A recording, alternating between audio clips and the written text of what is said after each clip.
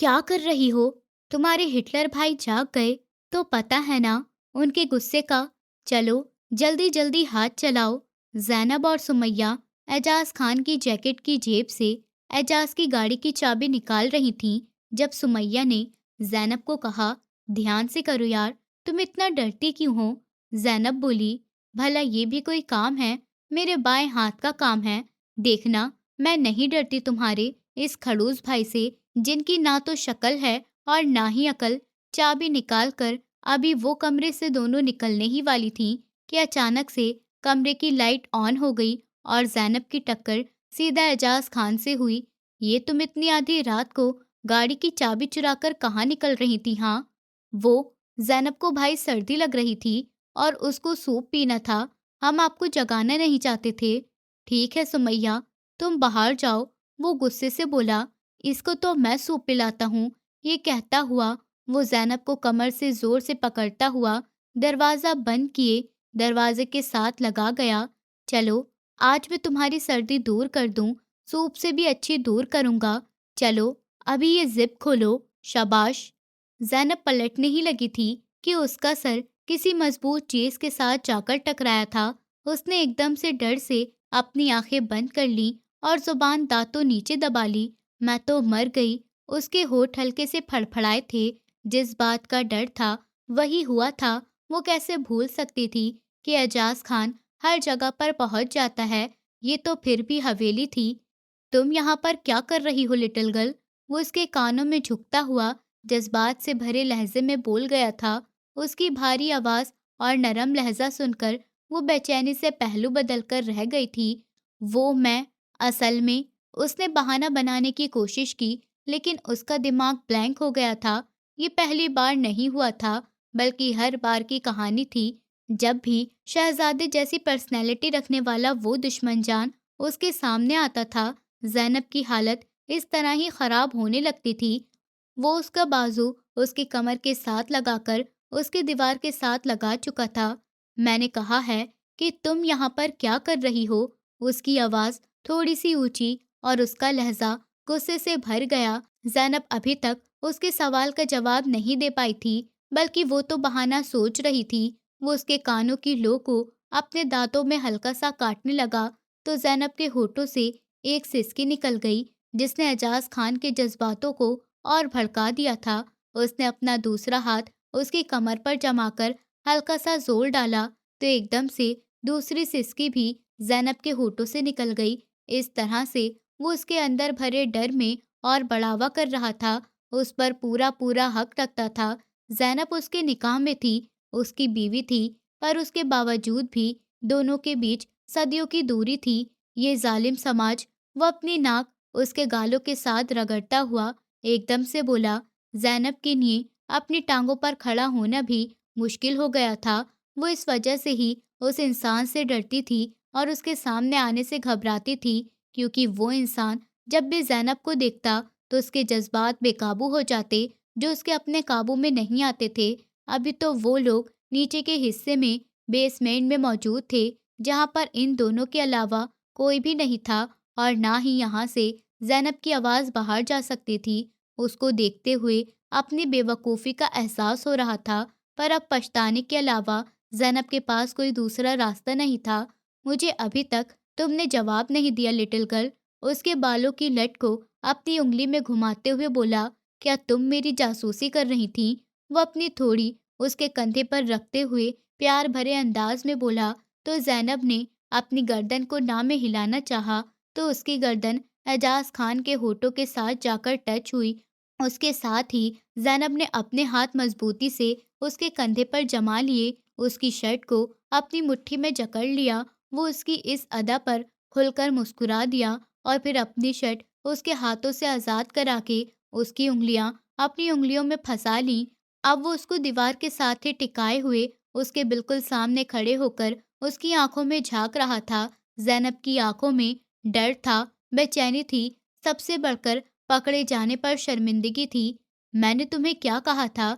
मेरी जासूसी मत करना और ना ही मेरी गैर मौजूदगी में बेसमेंट में आना, मेरी चीज़ों को हाथ भी मत लगाना।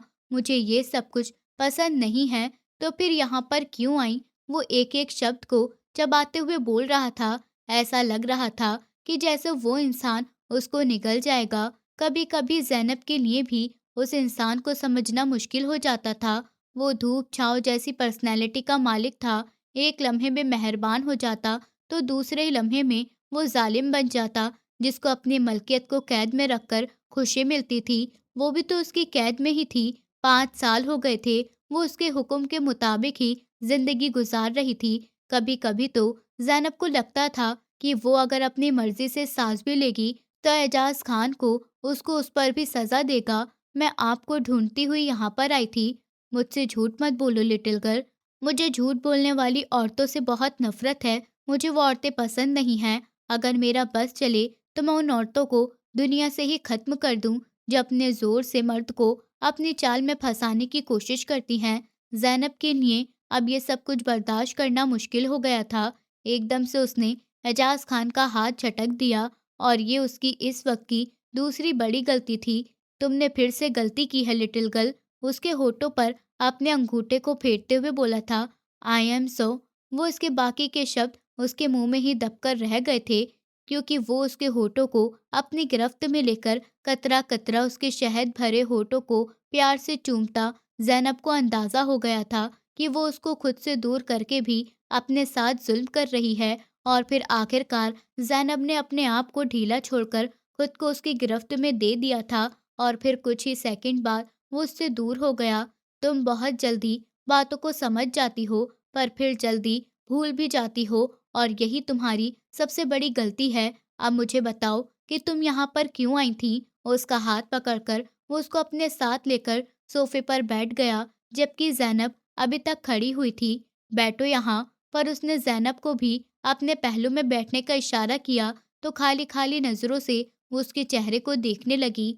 दूसरी नज़र उसने दरवाजे के ऊपर डाली, जो कि बंद था लेकिन लॉक नहीं था। यानी कि अगर वो चाहती तो कमरे से भाग सकती थी। तुम जानती हो, जब तक मैं तुम्हें इजाज़त नहीं दूंगा, तुम यहाँ से 1 इंच भी नहीं हिल सकती, तो इस कोशिश का कोई फ़ायदा नहीं है। इस तरह से तुम अपनी जान को और ज़्यादा मुश्किल में डाल दोगी, और मुझे नहीं लगता कि तुम्हारी नन्ही सी जान और किसी भी तरह का ज़ुल्म बर्दाश्त कर सकती है। आज के दिन के लिए तो नहीं। उसके हाथों को हल्के से दबाते हुए उसको यकीन करवाने वाले अंदाज में बोला था, पर ज़ैनब के सर पर तो उस वक्त एक ही भूत सवार था कि वो किस तरह से इस इंसान की गिरफ्त से आज़ाद होकर यहाँ से भाग जाए। वरना अगर एजाज खान को सच पता चल जाता, तो वो वहीं पर ही वो उसको जिंदा गाड़ देता, क्योंकि उसूलों के खिलाफ जाना उसकी फितरत में नहीं था, और उसके उसूल सब लोगों के लिए ही एक जैसे थे। कम से कम ज़ैनब तो यही सोचती थी। अब हकीकत क्या थी उसके बारे में, या तो एजाज खान जानता था या फिर ऊपर वाला।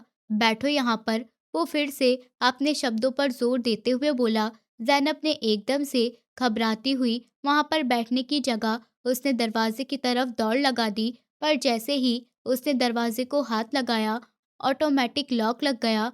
बौखलाहट में उसने दरवाजे को पीछे की तरफ धकेलने की जगह सामने की तरफ से खोल दिया। एजाज खान पहले से ही जानता था कि वो ये बेवकूफ़ी करेगी, क्योंकि वो उसकी रग-रग को जानता था। उसको देखकर ही एजाज खान को पता चल जाता था कि मैडम के दिल में क्या चल रहा है। तुमने फिर से नादानी की है, नादान लड़की। आखिर तुम्हें ये सब कुछ करके क्या मिलता है? तुम सोच भी नहीं सकती कि जब तुम इस तरह की हरकतें करती हो, तो तुम मुझे मेरे दिल के बहुत करीब महसूस होती हो। मेरा दिल करता है कि तुम्हें 1 सेकंड के लिए भी खुद से दूर नहीं करूं, बल्कि तुम्हें कहीं अपने अंदर छुपा लूं। कोई भी तुम्हें नहीं देख पाए, सिर्फ हम दोनों हों। वो फिर से भारी अंदाज में बोलता हुआ उसके पास जा रहा था। तुम मुझसे इतना दूर क्यों भागती हो? उसको थोड़ी से पकड़ उसके चेहरे को उठाते हुए अपनी नाक उसकी नाक के साथ रगड़ते हुए वो रोमांटिक अंदाज में बोला था। मुझसे दूर हो जाइए। कभी भी नहीं। तुमसे दूर होने के बारे में मैं कभी अपने सपनों में भी नहीं सोच सकता हूँ, और तुम्हारे लिए भी यही राय है कि तुम भी अपने दिमाग से इस तरह के बेकार के ख्याल निकाल दो। और अब मुझे सच-सच बताओ कि तुम यहाँ पर क्यों आई थी? मैंने तुम्हें 1000 बार समझाया है कि तुम मेरी जासूसी करना बंद कर दो। इससे सिर्फ और सिर्फ तुम्हारा दिल ही टूटेगा। अब मुझे सच क्यों नहीं बता देते? आप कौन हैं और आप क्या करते हैं? अरे! तुम्हें इतनी बार बताया है, कि तुम्हारा हस्बैंड बिजनेस की दुनिया का बादशाह है, तुम्हें आखिर ये बात समझ में क्यों नहीं आती है? क्या तुम्हें लगता है कि मैं तुमसे झूठ बोलता हूँ? हाँ, मुझे लगता है कि आप एक नंबर के झूठे इंसान हैं। उस दिन मैंने आपको बात करते हुए सुना था, आप किसी आदमी को जान से मारने। उसने एकदम से अपने होठों पर हाथ रख लिया था और अपनी आंखें झुका ली। उसकी आंखों से आंसू बहने लगे, जिसको एजाज खान ने अपने होठों से छुआ था। कहते हैं कि किसी भी इंसान के बारे में हमें एक हद तक जानना चाहिए। जब हम किसी इंसान के अंदर घुसने की कोशिश करते हैं तो उससे सिर्फ हमारे दिल को तकलीफ पहुंचती है, हासिल कुछ भी नहीं होता। बेहतर यही है कि जो कुछ भी मैं तुम्हें बता रहा हूँ तुम इस पर ही यकीन रखो। ज्यादा दिमाग चलाने की कोशिश मत किया करो। आप एक कातिल हैं, मैं जानती हूँ। अगर मैं कातिल भी हुआ तो तुम क्या कर लोगी? मैं पुलिस में जाकर आपके खिलाफ शिकायत दर्ज करवाऊंगी। पुलिस आपको पकड़ कर ले जाएगी। क्या तुम्हें सच में ऐसा लगता है? हाँ, वो चिल्लाते हुए बोली थी। अपनी आवाज नीचे रखो लड़की, मेरे कान में दर्द होने लगता है जब तुम इतने ऊंचे लहजे में बोलती हो। तुम जानती हो ना कि तुम्हारे अलावा किसी का ये लहजा बर्दाश्त नहीं करता हूँ। वो एकदम ही गुस्से में आ गया तो वो भी सिमट कर उससे पीछे की तरफ हटकर खड़ी हो गई थी। आप मान क्यों नहीं लेते कि आप कातिल हैं? क्योंकि मैंने कत्ल नहीं किया। अगर मैं कातिल होता तो मैं तुम्हें बता देता। हाँ, जैसे मैं आपको जानती ही नहीं हूँ। आप एक बहुत बड़े झूठे और एक जालिम इंसान हैं, धोखेबाज हैं। उसके बावजूद भी तुम मेरे साथ रह रही हो। मेरा बस चले तो मैं यहाँ से कहीं दूर भाग जाऊं। चलो, मैं तुम्हें इजाज़त दे देता हूँ। अगर तुम चाहो तो तुम मेरी ज़िंदगी से जा सकती हो। मैं तुम्हें नहीं रोकूंगा और ना ही तुम्हें कैद करने की कोशिश करूंगा। तुम मेरी तरफ से बिल्कुल आज़ाद हो। मुझे उसके लिए डाइवोर्स चाहिए। एकदम से उसने ज़ैनब की गर्दन को अपने हाथों में दबोच लिया था। वो एजाज खान के बाजू को पकड़कर हटाने की कोशिश करने लगी, पर वो इस जालिम की गिरफ्त से आज़ाद नहीं हो पा रही थी। छोड़िए मुझे, उसने लड़खड़ाती हुई सांसों के बीच ये बात कही थी। इससे पहले कि वो दुनिया से बेखबर होती, एजाज खान ने उसकी गर्दन छोड़ दी। वो जमीन पर गिर गई थी। उसने अपने घुटनों के पास अपने दोनों बाजू लपेट लिए और हिरनी जैसी सहमी हुई नजरों से एजाज खान को देखने लगी। आज तो तुमने ये बात कह दी, पर दोबारा से अगर तुमने ये घटिया शब्द अपने मुंह से भी निकाला ना, मैं तुम्हें जान से मार दूंगा। समझी तुम? मैं तुम्हें चाहे जान से मार दूंगा, लेकिन मैं तुम्हें कभी डाइवोर्स नहीं दूंगा। तुम मेरी बीवी हो और तुम हमेशा मेरे ही नाम में रहोगी। मेरा नाम भी उस वक्त तुम्हारे नाम के साथ रहेगा जब तक मैं मर नहीं जाता। फिर ऊपर वाला करे कि आप मर जाएं ताकि आपका नाम मेरे नाम से अलग हो जाए। वो चिल्लाते हुए बोली थी। फिर तो तुम्हें मेरे मरने की दुआ करनी होगी। वो उसकी बातों का बुरा नहीं मान रहा था, बल्कि फिर से मुस्कुराते हुए उसको सलाह दे रहा था। मैं आपसे बहुत नफरत करती हूँ, बहुत ज़्यादा, जिसकी कोई हद नहीं। लेकिन मैं तुमसे बहुत ज़्यादा प्यार करता हूँ लिटिल गर्ल। तुम्हारी सारी गलत फहमियाँ दूर कर दूंगा और तुम्हारे दिल में ये जो नफरत भरी हुई है ना, वो उसके दिल की जगह पर हाथ रखते हुए और फिर हल्के से मसलते हुए उसकी सिसकियाँ निकालने लगा था। उसने एकदम से अपने सीने पर हाथ रखा और अपने सीने को छुपाने की कोशिश की थी। आखिर कब तक तुम खुद को मुझसे छुपाती रहोगी? कभी तो तुम्हें मेरे पास आना ही होगा ना। मैं तो उस दिन का इंतजार कर रहा हूँ जब तुम अपनी मर्जी से अपने आप को मेरे हवाले कर दोगी और मुझसे कहोगी कि मुझसे प्यार करिए, बेहद प्यार। ऐसा कभी भी नहीं होगा। वो इस अंदाज में ही बैठे हुए हल्के से बोली थी। एजाज भी उसके पहलू में घुटनों के बल बैठा हुआ था। मैडम, इंसान जिस चीज से डरता है ना, और आखिरकार उसे उस चीज के सामने ही आकर रुकना पड़ता है। कहीं ऐसा ना हो कि आपका ये गुरूर खाक में मिल जाए और फिर आखिरकार आपको मेरे पास ही आना पड़े। इसलिए कह रहा हूँ कि अभी से मेरे साथ ताल्लुक अच्छे कर लो। मेरे साथ दुश्मनी से तुम्हें कोई भी फायदा नहीं होगा। वो उसके गालों को थपक गया, पर उसकी निगाहें मैडम के डीप गले पर जमी हुई थीं, जहाँ उसको बहुत प्यार आ रहा था। और अभी वो उस अंदाज में बैठी हुई थी कि उसके घुटने भी जोर से उसके सीने के साथ लगे हुए थे। उन पर इतना जुल्म मत करो, मुझे उनका दर्द बर्दाश्त नहीं हो रहा। मुझे यहाँ से जाना है, दरवाज़ा वहाँ है, तुम जा सकती हो। मैंने तो तुम्हें रोका नहीं। दरवाजे का लॉक खोलिए। दुपट्टा जो कि साइड पर गिर गया था, उसने उठाने की कोशिश की, पर पहले ही एजाज ने उसका दुपट्टा उठा लिया और उसके सीने पर फैला दिया। जब मेरे सामने आती हो तो खुद को पूरी तरह से ढक कर के आया करो, वरना फिर मैं बेकाबू हो जाता हूँ और तुम बाद में मुझसे शिकायत करती हो। मैं सर पर दुपट्टा किए हुई थी जब मैं यहाँ पर आई थी। आपने ही दुपट्टा मेरे सर से उतारा था। उसको शिकायत करते हुए अंदाज में बोली थी। जाहिर सी बात है, बीवी प्यार करने के लिए होती है, कोई देखने के लिए नहीं। और तुमसे प्यार नहीं करूँगा तो क्या मोहल्ले वालों से जाकर प्यार करूँगा? चलो अब जाओ यहाँ से। दादी परेशान हो रही होंगी। मेरी एक बात हमेशा याद रखना ज़ैनब, ये जासूसी करने से तुम्हें कुछ भी नहीं मिलेगा। तुम उल्टा अपने ही दिल को तकलीफ दोगी। अगर तुम सच में कुछ जानना चाहती हो ना, तो तुम मुझसे प्यार के अंदाज में बात किया करो। मैंने कभी तुमसे झूठ नहीं बोला और ना ही दोबारा कभी बोलूँगा। अगर मैं तुमसे कुछ छुपा भी रहा हूँ, तो उसमें तुम्हारी बेहतरी ही होगी। चलो अब जाओ यहाँ से और जाकर अपने पेपर की तैयारी करो। तुम्हारे एग्ज़ाम होने वाले हैं। उसके गालों को थपकता हुआ उसको वहाँ से जाने के लिए कह रहा था, आप जितना मर्ज़ी अपने चेहरे पर मास्क क्यों न चढ़ा लें, पर एक दिन मैं आपका असली चेहरा सारी दुनिया के सामने लाकर रहूँगी। अपनी छोटी-सी उँगली उठाकर उसको धमकी देना नहीं भूली थी। इससे पहले कि वो दरवाज़े से बाहर निकलती, कि एजाज़ ने फिर से उसकी पीठ पर हाथ रखकर उसको पीछे की तरफ किया था। वो अपनी गर्दन उठाकर एजाज खान को देखने लगी। मैं तो एक चीज़ भूल ही गया और तुमने भी मुझे याद नहीं करवाया। ये सुनकर उसके गाल लाल हो गए थे। उसका पूरा वजूद काँप रहा था। उसको अब बहुत ज़ोर से अपनी बेवकूफ़ी का अंदाज़ हो रहा था। पता नहीं क्यों बार-बार ही अपनी जान को खतरे में डालकर यहाँ पर आने का फ़ैसला करती थी। मुझे नहीं पता कि आप किस बारे में बात कर रहे हैं। छोड़िए मुझे। वो फिर से कसमसाई। वो फिर से उसके सीने के साथ जाकर टच हो गया। बार-बार मुझे टच मत करिए, उसने जिस अंदाज में कहा था। एजाज एकदम से अपनी गर्दन पीछे की तरफ गिराकर हंसने लगा। वो इतना हंसा था कि उसकी आंखों से पानी निकलने लगा। वो भी पहली बार एजाज खान को इस तरह हंसते हुए देख रही थी। वो उसकी खूबसूरत हंसी में खो गई थी कि जब वो फिर से उससे बोला, और अगर मैं टच करूँगा तो तुम क्या कर लोगी? मैं, ये कहकर उसने एजाज के हाथ पर जोर से काट दिया, पर एजाज पर कोई भी असर नहीं हुआ। वो उसी अंदाज में ही खड़ा हुआ था। ना तो उसके होठों से सिसकी निकली थी और ना ही उसने अपने बाजू पीछे की तरफ हटाने की कोशिश की थी। मैडम को खुद ही अपने हस्बैंड पर तरस आ गया था। जब उसने अपने दांत पीछे की तरफ हटाए तो एकदम से उसके होठों से निकला, ये क्या हो गया है? ये आपके प्यार का सबूत है जो आपने अभी और इसी वक्त मुझे दिया है। अब ये सबूत मैं दादी को जाकर दिखाऊंगा और उनको बताऊंगा कि हम लोग काफी हद तक एक दूसरे के नजदीक आ गए हैं। अब उनको हमारी विदाई की तैयारी शुरू करनी चाहिए। ऐसा नहीं होगा, मैं मना कर दूंगी। इस तरह के टेढ़े-मेढ़े दाँत सिर्फ आपके ही हैं। वो उसके दाँतों का मज़ाक उड़ाते हुए बोला था। मैं तुम्हारा टाइम और ख़राब नहीं करना चाहता हूँ। चलो, जो मैंने कहा है, जल्दी से वो करो।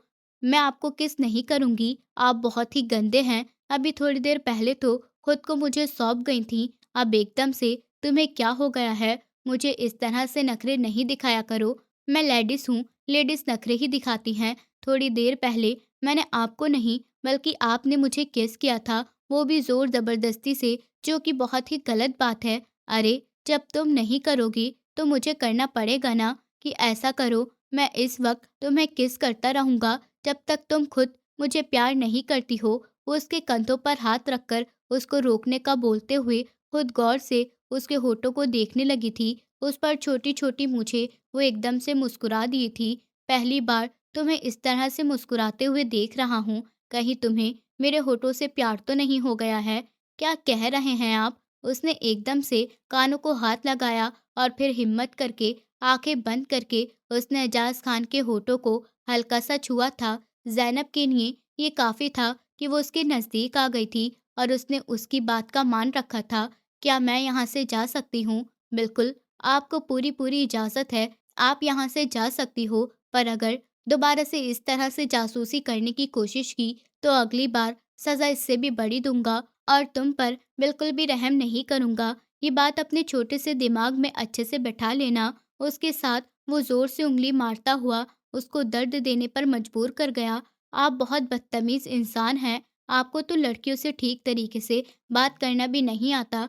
अब मुझे समझ आ रही है कि क्यों सारी लड़कियाँ आपसे दूर भागती हैं। क्योंकि आप अच्छे नहीं हैं। वो लॉन के बीचों बीच जाकर खड़ी होकर कमर पर हाथ रखकर उसको बद्दुआ दे रही थी। आज तुम्हारी जितनी लंबी जुबान चल रही है ना, रात को मैं उसको लगाम देता हूँ। ये सुनकर वो हड़बड़ाकर अंदर की तरफ भाग गई थी। उसके भागने की स्पीड देखकर अपनी गर्दन झटकता वो भी बेसमेंट में चला गया था। वहां पर जाकर उसने दराज से अपना रिवॉल्वर निकाला था और फिर एक तस्वीर भी निकाली। उस तस्वीर को देखता हुआ काफी देर तक वो मुस्कुराता रहा। मेरी जान, मैंने तुम्हें पहले भी कहा था, तुम सिर्फ इतना ही जान सकती हो जितना मैं तुम्हें बताना चाहता हूँ। मेरी मर्जी से ज्यादा मेरे बारे में कुछ भी नहीं जान सकती, और जो तुम चालाकी करने की कोशिश करती हो ना, उसकी वजह से किसी दिन अपने आप को बहुत मुश्किल में फंसा लोगी। इन चालाकियों से बाज आ जाओ। वो अपने सोच में उस लड़की से बात कर रहा था जब अपने कमरे में आकर गहरी गहरी सांसें ले रही थी। तुम्हें क्या हो गया है? क्यों इस तरह से तेज तेज सांस ले रही हो? कहीं फिर से? उसकी कजन ने जब उसकी हालत देखी तो अपने दोनों हाथ को एक दूसरे से जोड़ते हुए बोली थी, उसको परेशान करते हुए, भाई चुप कर जाओ, मैं बेशर्म नहीं हूँ। अरे, इसमें बेशर्मी वाली कौन सी बात है? तुम दोनों का निकाह हुआ है, और अगर तुम लोगों ने ऐसा कुछ कर भी दिया है, मैंने तुमसे कहा ना कि चुप हो जाओ। ठीक है भाई, ठीक है, रिलैक्स हो जाओ, मैं कुछ भी नहीं कह रही हूँ। पहले तो मुझे शक था, पर अब तो मुझे यकीन हो गया कि तुम कुछ न कुछ करके ज़रूर आई हो। ये कहकर सुमैया बाहर की तरफ भाग गई थी। ज़ैनब ने कुशन उठाकर उसको मारना चाहा, पर वो फ़ौरन से ही दरवाज़े से निकल गई। वो पाँव पटक कर रह गई थी। उस फैमिली में सब लोग ही बदतमीज़ हैं, किसी में भी शर्म नहीं है। मेरी किस्मत खराब थी जो मैंने यहाँ पर आने का फ़ैसला कर लिया था। इतनी अच्छी गाँव में अपनी मर्ज़ी से अपनी ज़िंदगी गुज़ार रही थी, कोई टेंशन परेशानी ही नहीं थी। मेरी तो मत मारी गई थी जो मैंने कॉलेज में एडमिशन लेने का फ़ैसला कर लिया, और अगर कॉलेज पास ही कर लिया था तो वापस चली जाती। न जाने क्यों मैंने यूनिवर्सिटी में भी एडमिशन ले लिया। वो अपने आप को बुरा भला कह रही थी। ये दरअसल उस दुश्मन जान के चाचा की बेटी थी जो कि दादी के साथ ही गांव में रहती थी, और एजाज साहब अपनी फैमिली के साथ यहाँ इंदौर में सेटल थे। यहाँ पर उनका बड़ा सा महल जैसा घर था। उसके साथ सबसे छोटे चाचा की फैमिली भी रहती थी। उन लोगों की आपस में बहुत अच्छी बॉन्डिंग थी। ज़ैनब के पापा गांव में ज़मीनों को संभालते थे, उसके साथ साथ वो गांव के सरदार भी थे। दादा भी अपने बेटे के साथ गांव में ही रहते थे। वो ये माहौल छोड़कर नहीं जाना चाहते थे। अपनी सारी जिंदगी इसी गांव में गुजारी, और वो चाहते थे कि उनका दम भी इसी गांव में ही निकले। एजाज साहब के पापा ने एक हद तक उनको मनाने की बहुत कोशिश की थी, पर अब उसके पापा राजी नहीं हुए तो उन्होंने उसको वहीं गांव में ही अपने भाई के पास छोड़ दिया। ज़ैनब बचपन से ही डरपोक तरह की लड़की थी। उसकी एक छोटी सी दुनिया थी। वो हवेली में सबसे छोटी थी, इसी वजह से सब लोगों की लाडली थी। बचपन से ही उसकी हर ख्वाहिश उसके मुंह से निकलने से पहले पूरी हो जाती थी। उसकी कोई बड़ी सी ख्वाहिश नहीं थी, और ना ही उसकी कोई बहुत ही अच्छे तरह की जिंदगी गुजारने का शौक था। वो चाहती थी कि उसकी ज़िंदगी में सिर्फ़ और सिर्फ़ सुकून हो। सुकून उस वक़्त तक उसकी ज़िंदगी में रहता जब तक एजाज़ गाँव का चक्कर नहीं लगाया था। जिस दिन एजाज़ गाँव में आता, ज़ैनब का सारा सुकून ख़राब हो जाता। उसको वो इंसान एक आग भी नहीं भाता। उसको देखकर ज़ैनब का खून गुस्से से खौलने लगता था। कभी-कभी उसका दिल करता कि वो एजाज़ खान को धक्के मारकर हवेली से बाहर निकाल देगी, पर वो ख़ानदान का सबसे बड़ा बेटा था। ज़ैनब से भी वो तकरीबन 9 साल बड़ा था। ज़ैनब ने आज तक कभी भी उससे बदतमीज़ी नहीं की थी। एज डिफरेंस ज़्यादा होने की वजह से उसको मजबूरन एजाज़ की इज़्ज़त करनी पड़ती थी। पर जब वो यहाँ से जाता तो वो दादी से उसकी बुराई करना नहीं भूलती थी। दादी, पता नहीं क्यों आप उसको बार-बार बुला लेती हैं। क्या उसको कोई काम नहीं है? वो शहर में अपना बिज़नेस क्यों नहीं सँभालता है? जब भी गाँव आता था, वो अपना हर काम ज़ैनब को ही कहता था। कभी वो उससे अपने कमरे की सफाई करवा रहा होता, और कभी अपने कपड़े प्रेस करा रहा होता। कभी वो उसके अपने साथ लेकर गाँव की सैर कर रहा होता, और कभी उससे अपने लिए खाना बनवाता। ज़ैनब अगर मना करती तो वो उसको धमकी देता, डराता। वो बेचारी डरपोक सी थी, वो सहम जाती। खैर, जब ज़ैनब का रिज़ल्ट बहुत ही शानदार निकला, उसने मैट्रिक में टॉप किया। उसके पापा ने फैसला किया था कि उसको आगे पढ़ाएंगे। उनके अपने इलाके में कोई भी कॉलेज नहीं था और शहर भी यहाँ से काफ़ी दूर था। उन्होंने ज़ैनब को एजाज खान की हवेली में भेज दिया। ज़ैनब सिर्फ और सिर्फ ये सोचकर एजाज खान की हवेली में आ गई क्योंकि उसे पता चला था कि एजाज अमेरिका जा रहा है, पर उसको आधी बात बताई गई थी। उसको ये नहीं बताया गया था कि वो अमेरिका सारी जिंदगी के लिए नहीं बल्कि सिर्फ 1 हफ्ते के लिए जा रहा है। जल्द ही उसकी वापसी हो जाएगी। उस रात ज़ैनब किचन में खड़ी हुई अपने लिए खाना निकाल रही थी, जबकि वो दरवाजे में खड़ा हुआ सुकून के अंदाज में उसको देख रहा था और उसकी एक-एक हरकत को ध्यान से देख रहा था। ज़ैनब उसको बहुत पसंद थी। बचपन से ही वो उसको अपने दिल के करीब महसूस करता था। वो छोटी सी नादान सी लड़की एजाज के दिल को काफी टाइम पहले ही अपने काबू में कर चुकी थी और अब जब वो कोई भी बेवकूफ़ी करती या फिर नादानी करती, अगर कभी चालाकी करने की कोशिश भी करती, तो वो उसकी बातों का बुरा नहीं मानता बल्कि दिल खोलकर बस एंजॉय करता था, क्योंकि कभी कभी उसको ज़ैनब का ये रूप देखने की इजाज़त मिलती थी। दूसरी तरफ से ज़ैनब ने जब अपने ऊपर किसी की नज़रों की तपिश महसूस की, तो उसने एकदम से अपनी निगाहें उठाईं। दरवाजे में जमे हुए उस इंसान को देखकर उसका मुंह हैरत से खुला रह गया। मुंह बंद कर लो, इसको ठीक वक्त से आने पर बोलना। उसकी बातों का मतलब समझते हुए वो लाल अंगारा हो गई थी। यानी कि तुम छोटी बच्ची नहीं हो। आप मेरे साथ इस तरह की बेकार की बातें मत करिए। मैंने तो कुछ भी नहीं कहा। जो तुम मुझे बेशरम होने का ताना दे रही हो, मैं तो तुम्हें बस ये कह रहा था कि मुंह उस वक्त खोला करो जब तुम खाना खाती हो। ये क्या तुमने मेरी बात का गलत मतलब निकाला? तुम तो बहुत गंदी हो। मैं तो तुम्हें मासूम समझता था। ये सुनकर ज़ैनब की आंखों में आंसू आ गए। उसको एकदम से ही रोता हुआ देखकर वो बेचैन हो गया। उसने सोचा भी नहीं था कि वो इतनी सी बात पर रोना शुरू कर देगी। अगले ही लम्हे ज़ैनब का रोना स्टार्ट हो गया। उसने गला फाड़कर चीखना शुरू कर दिया। उसके रोने की आवाज़ सुनकर सब हवेली वाले जाग गए थे और फिर उस दिन पहली बार एजाज खान की अपने पापा के हाथों बेइज्जती हुई। उन्होंने बहुत डांटा था, सिर्फ और सिर्फ उस लड़की की वजह से। ये मुझसे बहुत ही अजीब बातें कर रहे थे और ये मुझ पर इल्ज़ाम लगा रहे थे। ये मुझे डराते भी हैं, मुझे घूरते रहते हैं और अगर मैं उनको मना करती हूँ तो मुझे धमकी देते हैं। ये बहुत ही बुरे हैं, बहुत ही गंदे। मुझे यहाँ पर नहीं रहना। आप मेरा एडमिशन हॉस्टल में करवा दें। एजाज खान उसकी चालाकी देखकर होश खो बैठा था। इस लड़की को मेरे हाथों से मरने से कोई नहीं बचा सकता। वहीं खड़े खड़े उसने दिल ही दिल में कहा। उसने अपने पापा को सफाई देने की कोशिश की, पर पापा ने हाथ उठाकर उसको चुप होने का इशारा कर दिया। उसके पापा बहुत गुस्से में लग रहे थे। मुझे तुमसे ये उम्मीद नहीं थी। वो छोटी बच्ची है, मासूम है, कम से कम उसको तो छोड़ देते। पापा, आप तो ऐसे कह रहे हैं।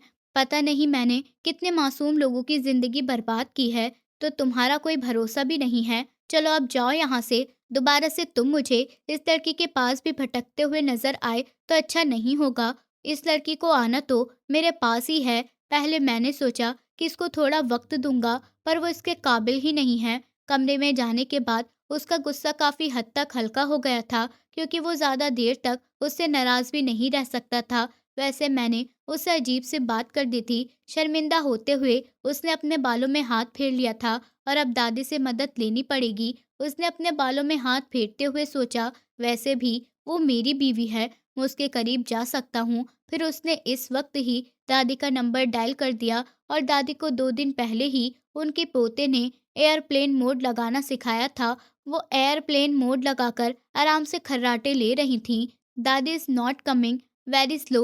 वो उनको सोता हुआ खुद भी बेड क्राउन से टेक लगाकर लेट गया। मेरे सपनों में भी उस हसीन को ले आना या फिर मुझे कोई सपना ही दिखाना, ऊपर वाले, क्योंकि उसके अलावा मैं किसी को सपने में बर्दाश्त नहीं कर सकता हूँ। उसने एकदम से ऊपर वाले से दुआ की थी, जबकि दूसरी तरफ कमरे में बैठी हुई ज़ैनब दिल खोलकर मुस्कुरा रही थी। उसकी नज़रों के सामने बार बार उसकी वो शक्ल घूम रही थी। मज़ा आ गया, कैसे एकदम से वो डर गया था। सिर्फ मेरे सामने हीरो बनता है, मुझे ही आंखें दिखाता है। ताया के सामने कैसे इसकी टाई टाई फिस हो गई थी। जहर लगता है मुझे, खड़ूस कहीं का। ऊपर वाला करे कि वो यहाँ से चला जाए, पर वो तो कहीं भी नहीं जाएगा। ये तो उसकी अपनी हवेली है, मुझे ही यहाँ से जाना होगा। ज़ैनब खुशियाँ मना रही थी, पर अगले दिन उस पर एक बहुत बड़ी मुसीबत टूटने वाली थी। दादी ने उसको वापसी अपनी हवेली में बुला लिया था, हालाँकि अभी उसके फर्स्ट ईयर के पेपर भी नहीं हुए थे। और फिर दादी ने जो खबर उसको दी, वो सुनकर उसकी अपनी पूरी दुनिया तहस-नहस होती महसूस हुई। उसके सपनों का कत्ल हो गया था। ये आप क्या कह रहे हैं? ऐसा नहीं हो सकता। आपको ज़रूर कोई गलतफ़हमी हुई होगी। मेरा उसके साथ निकाह नहीं, नहीं, दादी, मैं उस खड़ूस के साथ कैसे निकाह कर सकती हूँ? मैं जानती हूँ कि मैं बचपन में बेवकूफ़ हुआ करती थी, पर इतनी भी बेवकूफ़ नहीं थी कि मैं उस खड़ूस के लिए हामी भर लूँ। आप करके बात मत करो, तुम्हारा पति है, अपने पति के बारे में इस तरह की बातें नहीं करते, अच्छी बात नहीं होती। दादी ने उसको रोक दिया था और फिर उसको कहने लगी, वो उसकी तस्वीर भी दिखा रही थी, जिसमें सच में उसका ज़ालिम इंसान के साथ निकाह हुआ था। फिर से उन दोनों का निकाह किया गया था, लेकिन उसने शर्त रखी कि वो अभी शादी नहीं करेगी। शादी वो अपनी यूनिवर्सिटी की पढ़ाई पूरी होने के बाद ही करेगी, यानी कि उसको अभी और 5 साल का इंतज़ार करना था। उसे कोई ख़ास परेशानी तो नहीं थी, क्योंकि वो लड़की वैसे भी उसकी नज़रों के सामने ही रहती थी। एक बार फिर से बताया कि वापसी आ गए, पर अब तौर तरीके बदले हुए थे। उसको प्यार भरी नज़रों से देखता शर्म से पानी-पानी हो जाती थी। दिल ही दिल में वो उसको बुरा भला कहती, पर उसके मुँह पर बोलने की हिम्मत नहीं पड़ती थी। वो कई बार अपनी कज़न के सामने उसकी बुराइयाँ भी करती थी, जो कि एजाज़ खान ने अपने कानों से सुनी थी। पता नहीं जब भी वो उसकी बुराइयाँ करती, तो एजाज़ खान को कैसे खबर हो जाती थी और वो फ़ौरन से वहाँ पर पहुँच जाता और सज़ा के तौर पर उससे अजीब-गरीब तरह की बातें करता। मैं उस इंसान से शादी नहीं कर सकती, विदाई तो कभी भी नहीं। मुझे उस इंसान से बचने के लिए कुछ ना कुछ तो करना ही पड़ेगा, वरना मेरी ज़िंदगी मुश्किल बना देनी है उसको। एजाज़ खान से नफ़रत नहीं थी, बल्कि वो उससे चिढ़ती थी, क्योंकि वो उस पर अपना रौब जमाता था, जिसकी वजह से वो बहुत ज़्यादा परेशान हो जाती और उसने उसके बारे में बहुत ही अजीब-गरीब बातें भी सुन रखी थी। सबसे बड़ी बात ये थी कि एजाज़ खान का बहुत सी लड़कियों के साथ चक्कर भी चल रहा था और ये बात छोटे भाई ने ही उसको बताई थी। एक दिन जब लॉन में बैठी हुई अपने फ़ेवरेट कार्टून देख रही थी, तो अरसलान उसके पास आया था और अरसलान की थोड़ी देर पहले एजाज़ के साथ लड़ाई हुई थी और उसने बदला लेने के लिए उसकी बीवी का इस्तेमाल करने के बारे में सोचा और उस दिन उसने अजीब-गरीब तरह की बातें आधी झूठी आधी सच्ची मिलाकर ज़ैनब को बताई। ज़ैनब को बहुत बुरा लगा था। उसको अपना कहा, तुम सच कह रहे हो, मैं आपके सर की कसम उठाकर कहता हूँ कि मैं सच कह रहा हूँ। फिर अरसलान ने फ़ौरन से ही उसके सर पर हाथ रख दिया था और फिर दिल ही दिल में बोला, लंबी ज़िंदगी देना, क्योंकि उसने झूठी कसम खाई थी। फिर एक दिन जब वो एजाज़ खान से बात करने के लिए उसके कमरे में गई, तो अंदर से आती आवाज़ सुनकर उसके कदमों के नीचे से ज़मीन निकल गई थी। किसी को जान से मारने के लिए कह रहा था वो। अपने कमरे में भी अपनी गैर मौजूदगी में किसी को भी नहीं जाने देता था। एक दिन जब वो ज़बरदस्ती गई थी, जब उसने एजाज़ के तकिए के नीचे रिवॉल्वर रखा हुआ देखा था और उसके अलावा वहाँ पर दीवार पर कुछ लोगों की भी तस्वीरें लगी हुई थी। उन पर क्रॉस का निशान बना हुआ था और कुछ लोगों पर राइट का निशान लगा हुआ था। जो ये सब कुछ देखकर समझ नहीं पाती कि एजाज साहब की ज़िंदगी में क्या चल रहा है। उसको पूरा-पूरा यकीन हो गया था कि वो कातिल है और वो कातिल के साथ नहीं रह सकती थी। उसको उस इंसान से पीछा छुड़वाना था और ये काम उसको हर हाल में करना था। उस रात में बहुत ज़्यादा रोई थी जब उसने उसके कमरे में बहुत से लोगों की तस्वीर पर क्रॉस लगे हुए देखे थे। आखिर तुम इतने ज़ालिम कैसे हो सकते हो? दूसरी तरफ जो कि अपने ऑफिस में बैठे हुए थे, सामने ही लैपटॉप खुला हुआ था। उसने जब छोटी सी लड़की को कमरे में दाखिल होते हुए देखा, तो उसने गुस्से से मुट्ठी बंद कर ली। वो कभी भी नहीं चाहता था कि ज़ैनब उसके कामों में दखल अंदाजी करे। वो अपनी फैमिली को हमेशा ही उन चीज़ों से दूर रखना चाहता था, पर ज़ैनब के अंदर जो बड़ा सा कीड़ा मौजूद था, वो उसको चैन नहीं लेने देता था और फिर इस कीड़े की वजह से मजबूरन वो हर बार ही उसकी ज़िंदगी में दखल अंदाजी करने के लिए पहुंच जाती थी। करीब जाकर उसकी सासों को भी बेकाबू कर चुका था और उसके प्यार से भी समझा चुका था, पर वो भी अपने नाम की तरह एक थी। उसने भी दिल ही दिल में ये अटल कर लिया था कि जब तक वो उसकी हकीकत सारी दुनिया के सामने नहीं लाएगी, तब तक उसके बेकरार दिल को चैन नहीं आएगा और एजाज ये कभी भी मुमकिन नहीं होने दे सकता था। इसने आज भी वो उसको बेसमेंट में नजर आई तो एजाज को बहुत ज्यादा गुस्सा आया, लेकिन वो लड़की पर जुल्म नहीं कर सकता था। और वैसे भी जब वो उसको देखता तो अपना दिल अपना सब कुछ भूल जाता था। उसको सिर्फ वो लड़की नजर आती और उसका खूबसूरत बदन एजाज की नजरों के सामने घूमता तो वो अपने होश हवास खोने लगता। बड़ी मुश्किल से उसके चंगुल से आजाद होकर निकली थी। अगले कुछ दिनों तक उसका एजाज से सामना नहीं हुआ था। उसने अपने ऊपर वाले का शुक्र किया, पर वो एजाज के कमरे में जाती तो लॉक लगा हुआ होता था और चाबी एजाज के अलावा किसी के पास नहीं होती थी। उसके कमरे की कोई डुप्लीकेट चाबी भी नहीं थी। वहाँ का लॉक पासवर्ड से खुलता था और अगर 2 बार पासवर्ड गलत हो जाए तो फिर सायरन बजने लगता था, जिसका कनेक्शन एजाज के मोबाइल के साथ था। यानी उसने हर तरह से ही पूरा पूरा बंदोबस्त किया हुआ था।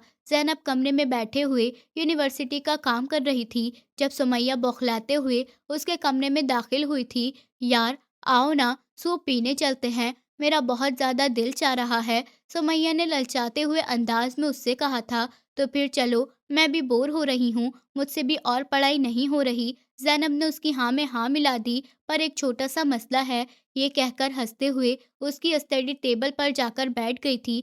ज़ैनब ने उसको जल्दी से वहाँ से उठने का इशारा किया क्योंकि उसका सारा सामान बिखर गया था। यार, क्या परेशानी है? अब गाड़ी नहीं है हमारे पास। गाड़ी की चाबी एजाज भाई के कमरे में है और हमें पहले वो चाबी उठानी होगी। सुमैया बोली, तुम पता नहीं क्यों चिढ़ती हो भाई से। मेरे भाई पर तो दुनिया की सारी लड़कियां मरती हैं, उनसे शादी करने के लिए बेचैन हैं, पर मेरा भाई तुम्हारा दीवाना है। तुम्हें तो शुक्र करना चाहिए, ऐसे शुक्र करने से तौबा करना ही बेहतर है। वो कानों को हाथ लगाते हुए बोली थी, तो तुम मेरे साथ नहीं चल रही हो तो ठीक है, भाई को जाकर बता दूंगी कि तुम सिंगिंग के कॉन्सर्ट पर गई थी। वो जल्दी से अपनी जगह पर उठ खड़ी हुई क्योंकि ये खबर लीक हो जाती तो उसके लिए खतरनाक साबित हो सकती थी। तुम बहुत कमीनी हो सुमैया। हाँ, मैंने कभी गुरूर तो नहीं किया, और जब तुम ये अपने मुंह से कहती हो तो मुझे एक अनजानी सी खुशी मिलती है। फिर वो सुमैया के साथ छोटे छोटे कदम उठाते हुए मोबाइल की स्क्रीन से मदद आगे बढ़ रही थी। तुम्हें इस अंधेरे में नजर क्या आ रहा है? मुझे तो कुछ भी नजर नहीं आ रहा, सुमैया ने जले हुए अंदाज में कहा। तुम चुप कर जाओ वरना वो उठ जाएगा। खड़ूस साहब तो सच में जाग रहे थे। वो आंखें बंद करके बस सोने की एक्टिंग कर रहा था। सुमैया ने अपनी ही धुन में मगन होकर कमरे की लाइट ऑन कर दी। इस गलती का एहसास उस वक्त हुआ जब एजाज खान ने अपनी आंखें खोली। उसके सामने खूबसूरत हसीना खड़ी हुई डर से थर थर काँप रही थी। एक उसकी बीवी और दूसरी उसकी बहन। बहन को तो उसने नजरअंदाज किया। उसकी नजर बीवी के हाथ में मौजूद अपनी गाड़ी की चाबी पर टिक गई थी। यहाँ पर क्या हो रहा है? और ये गाड़ी की चाबी लेकर तुम लोग कहाँ जा रहे हो? उसने अपने दांत पीसते हुए गुस्से से कहा। वो भाई, असल में इसकी तबीयत बहुत ज्यादा खराब थी। सुबह से तेज बुखार में तप रही थी। मुझे इसकी बहुत ज्यादा टेंशन हो रही थी। डॉक्टर ने कहा कि इसको गर्मा गर्म सूप पिलाओ। बस इसको सूप पिलाने के लिए अपने साथ मार्केट तक ले जा रही थी। इसके लिए ही आपकी गाड़ी की चाबी चाहिए। अगर आप दे दे तो आपकी मेहरबानी होगी। ये तो खानदान का बच्चा बच्चा जानता था कि सुमैया जब भी मामला संभालने की कोशिश करती वो बिगाड़ ही देती थी, और अभी भी ऐसा ही हुआ। तुम यहाँ से जाओ, इसको सूप मैं पिलाता हूँ। दांतों पर दांत जमा कर उसने सुमैया को बाहर निकलने के लिए कहा। जैनब ने एकदम अपने कजन की बाजू पकड़ ली। तुम मुझे यहाँ पर अकेला छोड़कर नहीं जा सकती। तुम भूल गई हो, हमने एक साथ जीने मरने की कस्में खाई थी। I am really sorry. अभी तो मेरी शादी ही नहीं हुई, और जब तक मेरी शादी नहीं हो जाती तब तक मैं मरने के बारे में सोच भी नहीं सकती। और उसके साथ हर तरह का ताल्लुक खत्म करती हुई अपना हाथ छुड़वाकर कमरे से बाहर निकल गई थी। तुम्हारा इस दुनिया में मेरे अलावा और कोई भी सगा नहीं है। वो उसकी कमर पर हाथ रखकर उसको अपने ऊपर लिटा चुका था। वो जोर से उसके सीने से उसके साथ जाकर लग गई थी। उसकी धड़कन में उसके जिस्म की नमी को महसूस करता हुआ अपने होश खो रहा था कि क्या कर रहे हैं? तुम्हें हल्की सी सजा दे रहा हूँ। आप मेरे साथ ऐसा नहीं कर सकते। आप हमेशा ही मुझे बेचैन करके छोड़ देते हैं। ये कहकर उसने जीभ दांतों तले दबा ली थी। उसको अपनी गलती का एहसास हुआ था। खुद से दूर किया और फिर उसकी आंखों में झांकने लगा। उसके होठों पर शरारती मुस्कुराहट फैल गई थी। मुझे लगता था कि तुम मुझे फील नहीं करती हो। वैसे ये बहुत बड़ी गलती है ना, मुझे तुम्हें इस तरह बेचैन करके नहीं छोड़ना चाहिए, बल्कि मुझे तुम्हारी सारी बेचैनी दूर करनी चाहिए। पर आज तुमसे वादा करता हूँ, आज तुम्हें शिकायत का मौका नहीं दूँगा। वो उसकी शर्ट में अपना हाथ डालते हुए बोला, तो उसने मज़बूती से कसमसा के अपना हाथ रख लिए। अभी हम दोनों का निकाह हुआ है, विदाई नहीं हुई है, इसलिए मेरे साथ फ्री होने की कोशिश मत करो। मैं तो आज ही विदाई करवाने के लिए तैयार हूँ। बस तुम एक बार हामी भर लो, मैं आपसे शादी नहीं करूँगी और ना ही आपके साथ विदा होंगी। ये बात आप अपने दिमाग में बिठा लीजिए। और उसकी वजह क्या है, क्या मैं तुमसे पूछ सकता हूँ? क्योंकि आपका दिल ये कहकर रुकी, फिर बोली, जब भी आपसे प्यार करने की कोशिश करती हूँ, जब भी आपके पास आने की कोशिश करती हूँ, तो मुझे उन लोगों के चेहरे याद आ जाते हैं जिनके ऊपर आपने क्रॉस लगाया हुआ था, आपने जान से मारा था। अगर मैं उन लोगों को जान से नहीं मारता, तो बहुत सी लड़कियों की ज़िंदगियाँ बर्बाद हो जाती। आप होते कौन हैं किसी को मारने वाले? अभी आधी बात मौजूद है और अभी ठीक वक़्त भी नहीं आया। जब ठीक वक़्त आएगा तो मैं तुम्हें सारी हकीकत बता दूँगा। अभी ये इन्फॉर्मेशन मुझे हर हाल में सीक्रेट रखनी होगी, तो पुलिस आपको पकड़ ले जाएगी। एक तो तुम छोटी-छोटी बातों पर बहुत जल्दी नाराज़ हो जाती हो। तुम इस वक़्त मुझे और भी ज़्यादा प्यारी लगती हो। आप मुझसे दूर होकर बात क्या करें? तुम जानती हो कि ये चीज़ मुझे गुस्सा दिलाती है। इस वक़्त उसका मोबाइल बज गया था। उसने देखा तो उसके सीनियर ऑफ़िसर का नंबर था। मिशन सक्सेसफुल, आज किस्मत मुझ पर बहुत मेहरबान है। उसने एकदम से अपने बालों पर हाथ फेरा। हाँ, तो मेरी लाडली बीवी, तुम क्या कह रही थीं कि मैं कातिल हूँ और लोगों को बिना वजह मारता हूँ? और अगर मैं साबित कर दूँ कि मैं कातिल नहीं हूँ और मैंने जिस किसी को भी मारा है, हक पर मारा है, तो फिर बदले में मुझे क्या मिलेगा? नहीं चाहिए, रहने दो। नहीं, पहले मुझे बताओ कि मुझे बदले में क्या मिलेगा? अगर मैं साबित करने में कामयाब हो जाता हूँ, तो तुम्हें मुझसे शादी करनी होगी और फिर शादी की रात में मेरी सारी बातें माननी होंगी। ना तो मैं तुम्हें किसी तरह छोड़ूँगा नहीं और ना ही मैं तुम्हारी कोई बेकार की बात मानूँगा। मुझे बताओ, क्या तुम्हें ये सब मंज़ूर है? चलते हुए बोला, मैं इस बारे में बाद में सोचूँगी। पहले आप मुझे ये साबित कर कर दिखाइए, सब कुछ गलत है। अगर तो आपने मुझे धोखा देने की कोशिश की, तो फिर नहीं। मेरी जान, धोखा तो मैं तुम्हें मरकर भी नहीं दूँगा। अगर तुम्हें धोखा दे दिया, तो फिर मेरे लिए मौत से बेहतर और कोई भी सज़ा नहीं है। वो उठकर खड़ा हुआ था, उसने जल्दी से चेंज किया था, जबकि वो अभी उसके अलमारी के पास ही खड़ी हुई थी। चलो मेरे साथ। उसके हाथों को मज़बूती से अपने हाथों में डालता हुआ जैसे ही उसने दरवाज़ा खोला, तो सुमैया ज़ोर से पीछे की तरफ गिर गई थी। तुम्हारी भाभी को सूप पिलाने के लिए लेकर जा रहा हूँ, मुझे भी आपके साथ जाना है। नहीं, तुम यहीं रुको और घर पर ही बैठो। अच्छी लड़कियां आधी रात के वक्त घर से बाहर नहीं निकलती हैं। शादी के बाद अपने पति के साथ पीने के लिए जाना। उसको बातें सुनाता हुआ वो लंबे लंबे कदम बढ़ाता हुआ वो हवेली से बाहर निकल गए। वो दोनों गाड़ी में बैठे हुए थे जब उसने अपना कार्ड जैनब की तरफ बढ़ाया था। ये क्या है? उसने सवालपूर्ण अंदाज में अपने पति की तरफ देखा। खुद ही पढ़ लो ना, इतनी तो पढ़ी लिखी हो कि तुम्हें अंदाजा हो जाएगा इसके ऊपर क्या लिखा हुआ है। ज़ैनब ने देखा कि वो एक ऑफिसर था, एक सीक्रेट एजेंट। नहीं, मैं इसको नहीं मानती हूँ। ठीक है मेरी जान, मेरे पास गवाह भी मौजूद हैं। फिर वो उसको एक औरत के घर पर लाया था। दरअसल ये वही लड़की थी जिसके साथ की तस्वीर भी अरसलान ने दिखाई थी। वो अपने घर में अपने पति और बच्चों के साथ मौजूद थी और खाना खा रही थी। अरे एजाज, तुम बिल्कुल ठीक वक्त पर आए हो। और बेटा खाना खाओ। तुमने जिस इंसान की तस्वीर पर क्रॉस लगाए हुए देखा था, उस आदमी ने इस औरत की बेटी को जुल्म का निशाना बनाकर बेदर्दी से मार दिया था। इस औरत ने जब ज़ैनब को अपनी बेटी की तस्वीर दिखाई, तो उसने एकदम से अपने सीने पर हाथ रख लिया, जिसके लिए उसको अपनी सोच दबाना मुश्किल हो गया। फिर उसको काफ़ी लोगों के घर लेकर गया था। किसी विधवा का जवान बेटा मर गया, तो किसी की बेटी की इज्जत को उसकी आंखों के सामने तार-तार कर दिया गया था। और ये सब कुछ मैंने खुद नहीं किया, बल्कि वो पुलिस की धड़क में मारे गए थे। मैंने आज तक कोई भी मच्छर भी नहीं मारा और तुमने मुझ पर कत्ल का इल्ज़ाम लगा दिया। तुम्हें मुझ पर ज़रा तरस खाना चाहिए था। वो दोनों वापसी पर गाड़ी में बैठे हुए थे जब वो उसकी शिकायत कर रहा था। ज़ैनब की सारी गलतफ़हमियाँ दूर हो गई थीं। उसके दिल पर जो बोझ सवार था, वो भी हट गया था। अब काफ़ी हद तक से सुकून हो गई थी। पर उन लोगों का गम उसको अभी तक सता रहा था। आपने मुझे इस बारे में पहले क्यों नहीं बताया?